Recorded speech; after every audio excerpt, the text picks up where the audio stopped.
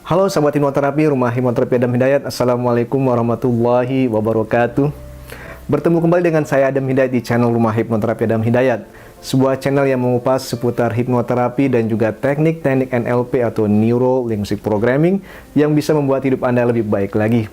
Saya berdoa kepada Allah Subhanahu wa Ta'ala bagi Anda yang saat ini sedang mengalami permasalahan psikologis, entah apakah itu cemas berlebihan, rasa takut yang berlebihan, depresi, mungkin punya permasalahan-permasalahan yang berhubungan dengan fobia, trauma, dan lain sebagainya.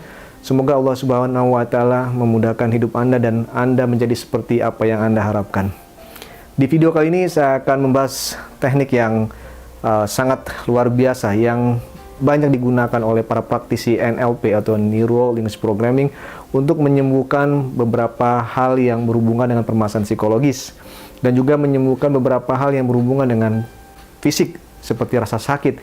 Seperti pernahkah Anda mengalami sebuah keadaan di mana Anda merasa sakit sehingga Anda pergi ke dokter, namun ketika Anda masuk dan bercerita kepada dokter, dokter tidak menemukan suatu permasalahan yang boleh dikatakan penyakit yang Anda rasakan saat ini.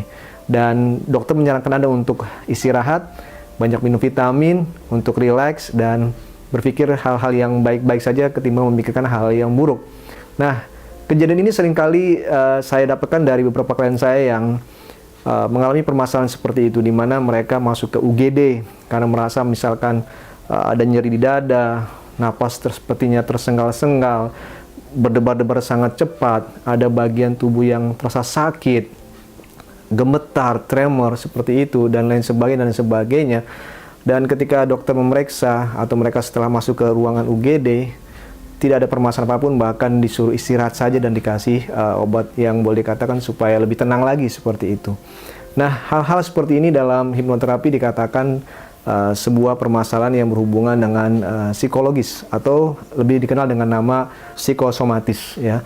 Sebuah permasalahan psikologis yang berdampak pada fisik seseorang. Nah, di video kali ini kita akan membahas bagaimana cara agar Anda bisa mengatasi permasalahan psikomatis Anda. Karena saya percaya permasalahan psikomatis ini akan hadir berulang-ulang. Hari ini mungkin Anda merasa sudah baikan, namun entah mengapa ketika Anda memiliki permasalahan, stres, ada rasa mungkin tidak nyaman dalam kehidupan Anda, tiba-tiba psikomatis ini muncul lagi. Ada rasa sakit di bagian tubuh Anda dan Anda sepertinya tidak tahu harus berbuat apa lagi. Nah, di video kali ini saya akan berbagi kepada Anda bagaimana caranya agar Anda bisa berdamai mengatasi permasalahan psikomatis Anda. Simak video saya hingga akhir nanti.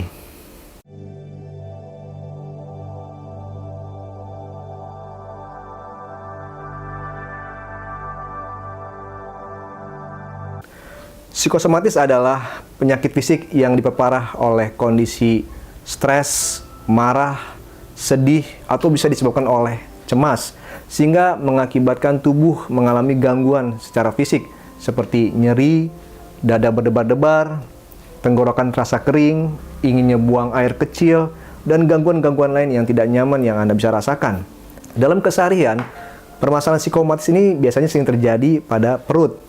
Ya, bagi sebagian orang yang mengalami stres atau cemas atau ada ketakutan tertentu, biasanya ada rasa mual atau mungkin perut terasa sakit seperti itu.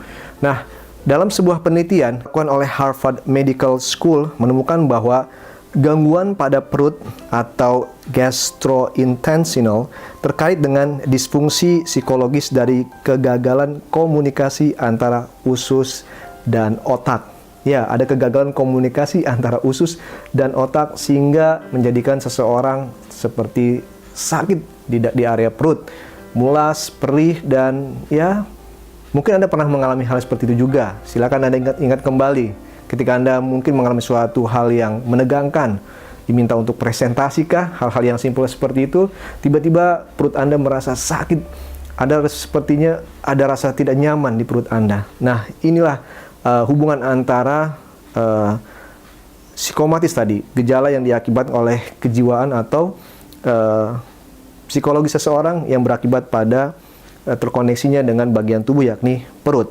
Nah, dijelaskan lagi dalam penelitian tersebut, hubungan antara stres lingkungan dan psikologis dan tekanan daripada gastrointestinal tersebut adalah hal yang kompleks dan bersifat dua arah. Stres dapat memicu dan memperburuk sakit perut, begitupun sebaliknya. Demikian dikutip dari Health Harvard. Nah, lalu pertanyaannya adalah, bagaimana cara agar Anda bisa mengatasi permasalahan psikomatis Anda? Jikalau Anda saat ini mengalami gangguan-gangguan yang Anda rasakan, seperti yang setelah saya jelaskan tadi, tidak ada penyakit tertentu dalam tubuh Anda merasa sehat, namun sepertinya ada gangguan-gangguan, maka boleh dikatakan Anda menderita psikosomatis, gangguan penyakit yang diakibatkan oleh pikiran.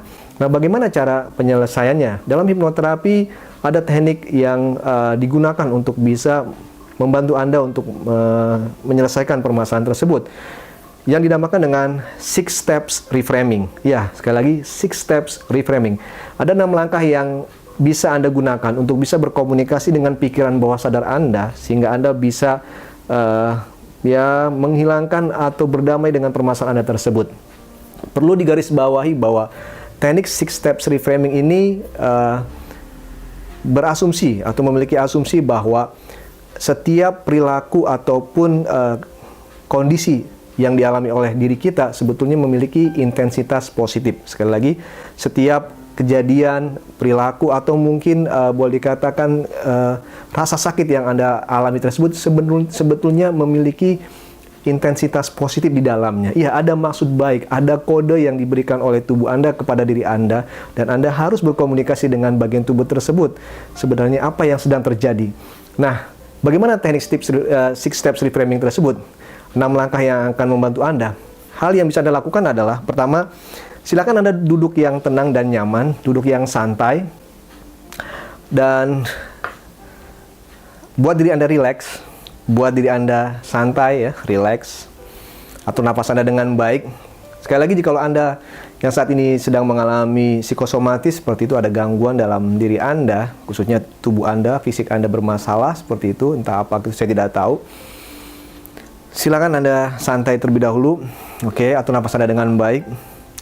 Hal pertama yang harus Anda lakukan adalah identifikasi apa yang Anda rasakan tersebut. Misalkan, jika ada rasa sakit di bagian tertentu, misalkan nyeri di bagian dada, seperti ada yang tertusuk seperti itu, ada bagian-bagian tertentu di bagian tubuh Anda yang seperti sakit, ya, dan Anda sudah mencoba untuk mengobatinya, gitu ya, mengolesnya dengan balsem, dengan obat dan sebagainya, tapi rasanya sepertinya muncul kembali dan berulang-ulang seperti itu. Nah, identifikasi. Yang pertama, identifikasi apakah itu? Maksudnya rasa sakit itu. Oke, misalkan nyeri di dada, rasa nyeri di dada. Oke.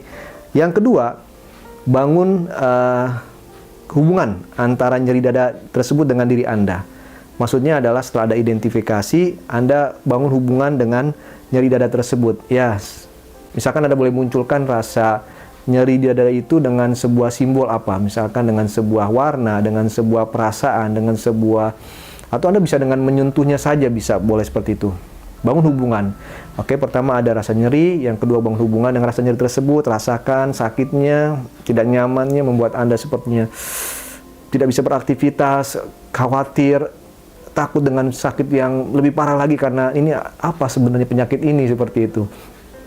Nah, setelah selesai, lakukan dengan rileks ya, dengan santai. Yang ketiga, tanyakan kepada bagian yang sakit tersebut. Apa maksud baik Anda hadir di tubuh Anda? Apa maksud baik dia hadir di tubuh Anda? Tanyakan, bangun dialog. Apa sih maksud kamu ada dalam tubuhku? Kok jadi sakit seperti ini, seperti ini? Munculkan hal apa yang bisa hadir dari rasa sakit tersebut. Misalkan muncul sebuah jawaban, kamu sih sepertinya terlalu stres misalkan. Kamu kayaknya terlalu mikirkan ini, kamu kayaknya terlalu apa dan sebagainya.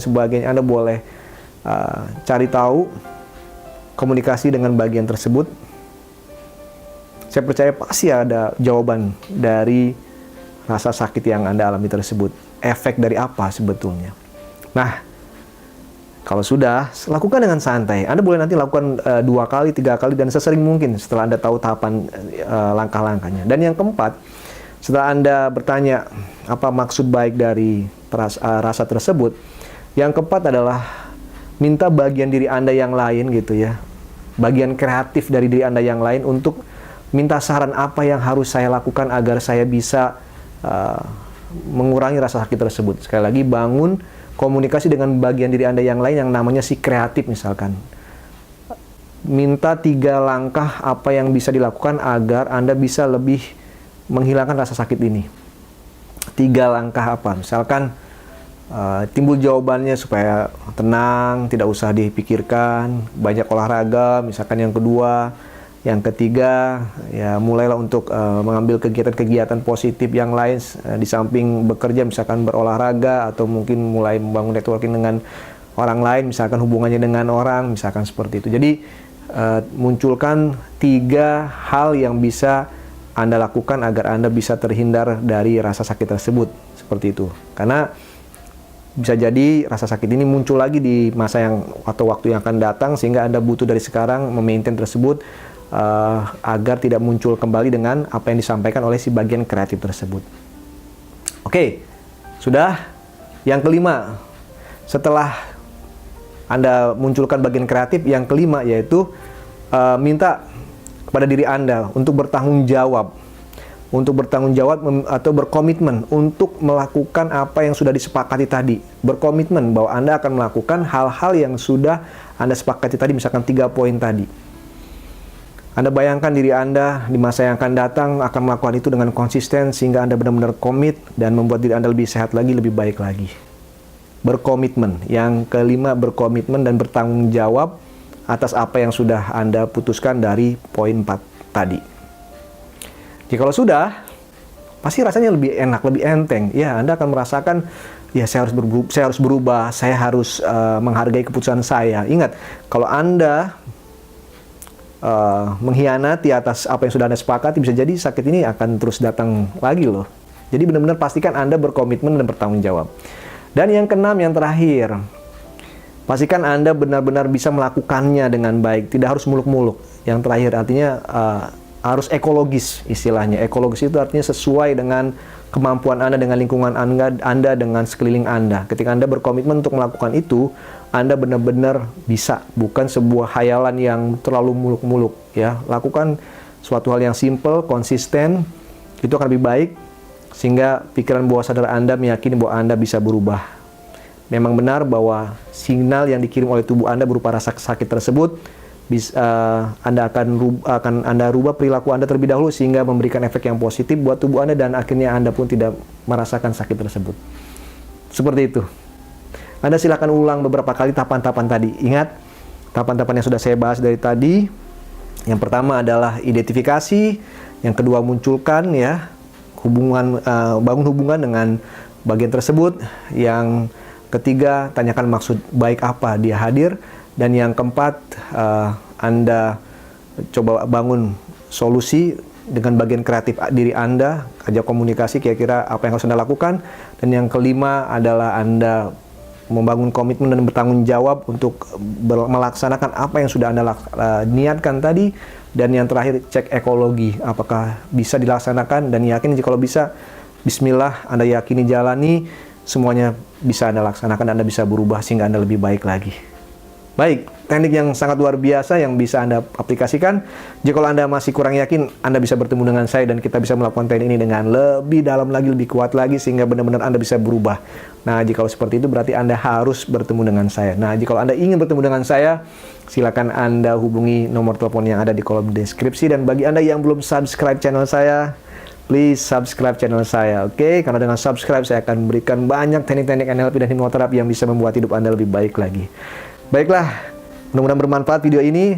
Saya Adam Hidayat dari channel Rumah Hipnoterapi Adam Hidayat mengucapkan terima kasih atas perhatian Anda.